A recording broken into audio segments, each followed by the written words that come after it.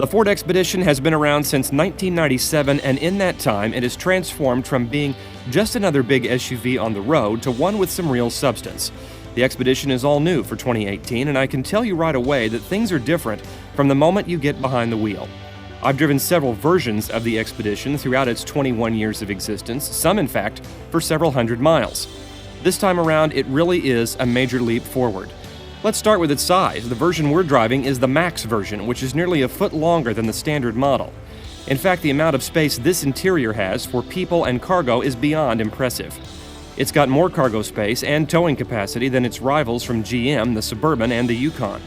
The interior is more up to date, and the list of luxury and safety features is long. The one we're driving is the Limited Max, which is the middle trim level, and it starts just under $70,000 if you include four-wheel drive. That may sound like a lot, but keep watching and you'll see why I believe the Expedition is the large SUV to get for 2018.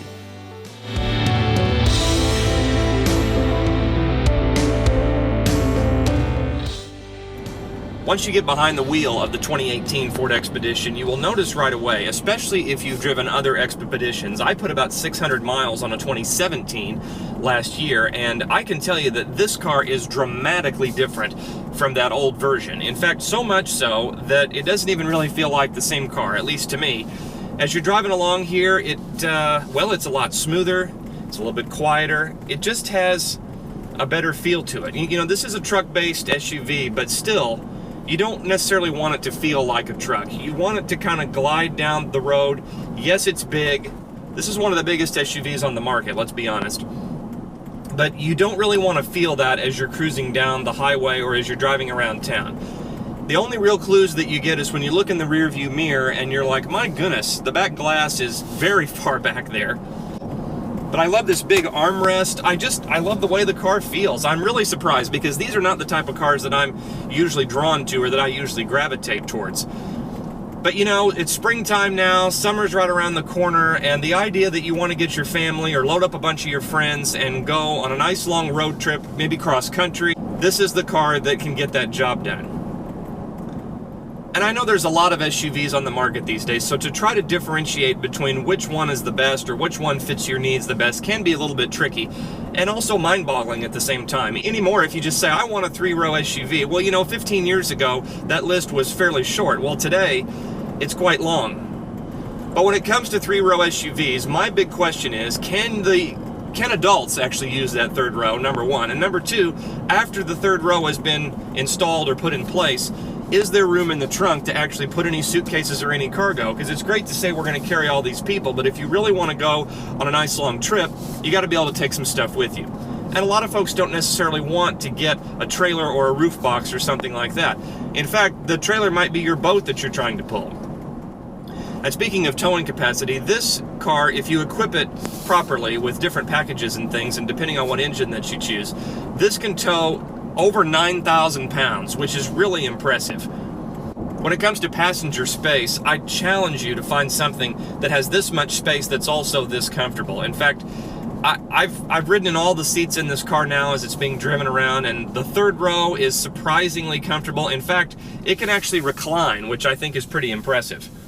That's how you know your car has a lot of space in it, when the third row can actually recline and there's still space behind it. But the other thing I can tell you is that when you fold these seats down, if you want to fold them all down and just make it a two-seater and you want to go to the home improvement store, you want to go somewhere and pick up a few things, you can pick up more than just a few things. If you need to help a buddy move, especially if you choose this Expedition Max, which is the trim level we have here, which is a foot longer than the standard Expedition, which is still a big car.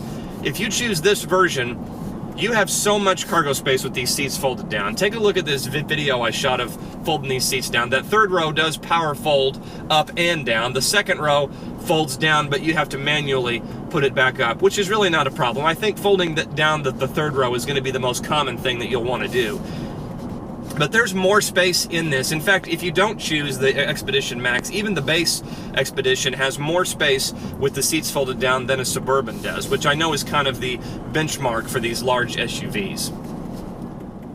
I can't get over how much smoother that this car drives than the old version. The old version wasn't terrible, but it does have that I mean, it feels like you're driving a truck. The suspension is a little firm, especially if you're on a bumpier road. But this car just floats. We're out here on some of these nice roads, and gosh,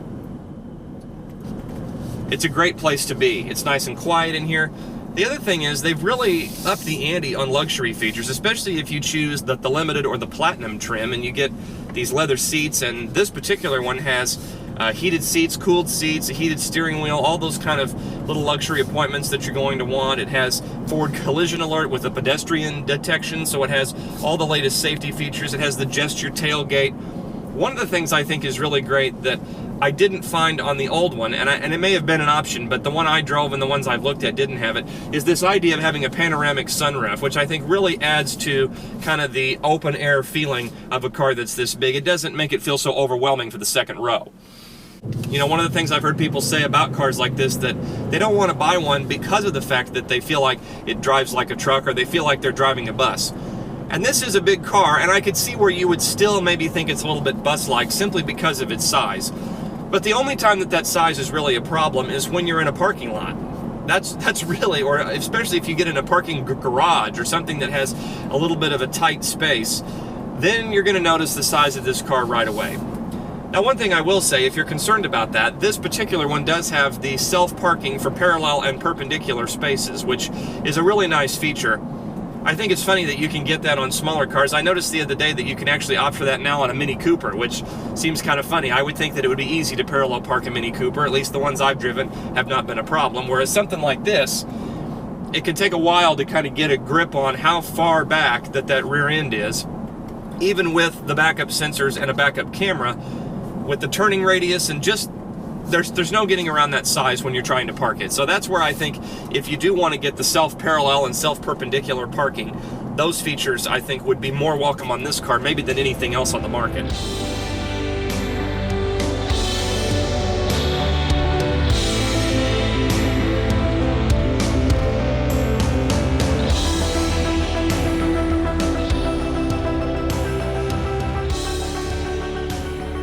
Okay, so you push the button down here.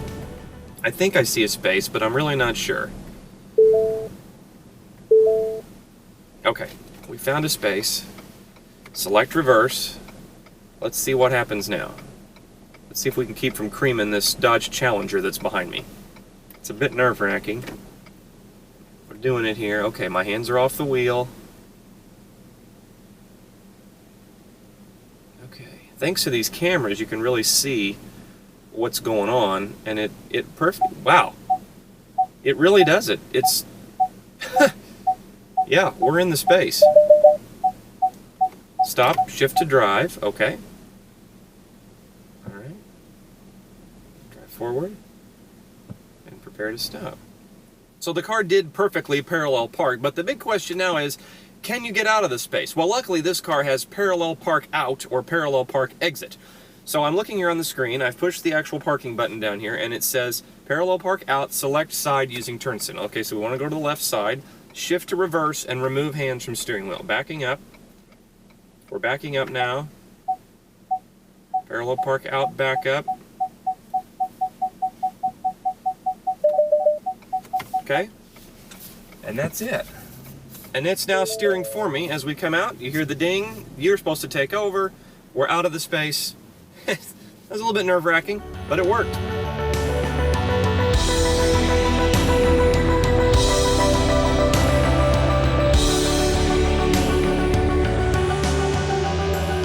Because Ford redid this car for 2018, and it's a car that nobody's really talked about for a while. In fact, in some ways now, the Navigator, which is kind of the sister or the cousin car to this, is getting most of the press, but I think that's great, but that car can easily top $90,000, whereas this one, with every option that we have here, which is pretty much everything that you'll want, I could see that you may want to opt for the rear seat entertainment system, but this has navigation, it's got all the different surround view cameras, you've got heated and cooled seats, the second row seats are heated, it's the Max, so it's that longer wheelbase, which that extra space will cost you about $2,500 above the standard Expedition. So when you factor in all that, it has the 22-inch wheels, it has the self-presenting running boards, the gesture tailgate, it has remote start, All these things, you add that up, and this car cost right about $76,000, which may sound like a lot until you realize that there's not a lot of cars on the market that have this level of comfort and this level of space. You know, something else I've noticed about this turbocharged V6 really has a pretty decent amount of power for the size of the car. It doesn't feel slow, which I think is nice. And of course that adds to the towing capacity, how much that this thing can pull, but it also helps with gas mileage. In addition to that, this new 10-speed automatic transmission, and they've moved the shifter down here to this rotary dial, which is reminiscent of Land Rover and Jaguar products. And I kind of like that. I think it's nice. I think it's nice to be able to reach down here. The only thing I could see, you first get into it, some folks might have a little bit of an issue discriminating between which one of these is the drive mode, if you want to change your drive mode versus the actual transmission. They are sized differently. The transmission one is bigger. When it comes to pros and cons, the space is the #1 pro on the list for me, and I think even getting this Max, I mean, it's $2,500 when you're already spending well over $50 for a base price. I think the extra space, especially cargo-wise, and if you really are wanting adults to sit in that third row, it's worth that extra money to just go ahead and get the Expedition Max. That's a big pro to me. The fact they've improved the gas mileage over the years. You know, this car used to have a V8, and I know people may think, well, yeah, but are we losing something with that? But this has over 9,000 pounds of towing capacity. But when you combine with the turbocharged V6 and this 10-speed automatic transmission, you're looking at about 16, 17, in some cases 18 miles to the gallon around town, and as high as 23 to 25 miles per gallon on the highway, depending on what engine that you choose and, you know, how you equip it and all those kind of things. But the city gas mileage above 15, that's really impressive to me. I mean, this is a car that used to get that on the highway if you were setting the cruise on like 65 and you were going downhill. That was about the only way that you could get gas mileage in the mid to upper teens on the highway. So the fact that this car can now do that in town and then get low to mid 20s on the highway, I think is very impressive. The biggest con I see with this car is price. I think there will be a lot of families that can use a car like this, but when you're talking about $77,000, that's really getting pretty far up into the luxury market as far as that goes. In reality, I think that's really the only con I see. I mean, to me, this car drives better, is smoother, and has more space than a Suburban, which is, like I said, is kind of the benchmark. I guess you could go with a Yukon XL, but I still think both of those feel a little more truckish than this. And I have driven both for a reasonable length of time. I've driven the 17 Expedition, like I said, about 600 miles, and I probably put about 400 or 500 miles on a 2016 Suburban. So comparing all three of these each year back to back has really made a difference, in my opinion, of this car specifically.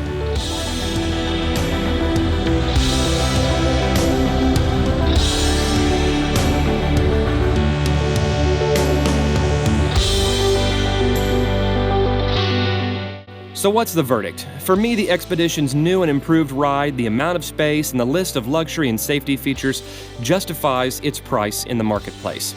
I've never been a huge fan of these massive SUVs because, to me, they always felt like you were driving a bus. But this new Expedition was surprisingly easy and relaxing to drive compared with the outgoing model and its rivals from GM. The ride was smooth, and you really do feel like you could drive it for hours and hours with the whole family in the back. The level of comfort in every seat, not just the front, made a big difference to me. The fact that the third row can recline is not something you ever see. The second row can move in a variety of ways to ease entry and exit, along with balancing the legroom for everyone on board. I walked away from this test drive thinking about how nice it would be to drive one of these on a long road trip or to simply be a passenger. If you want a massive SUV that can tow 9,000 pounds and legitimately take 6 to 7 adults and their stuff in comfort, the Expedition Max for 2018 is the best choice. Thanks for watching this edition of Phil's Morning Drive, and we'll see you next time.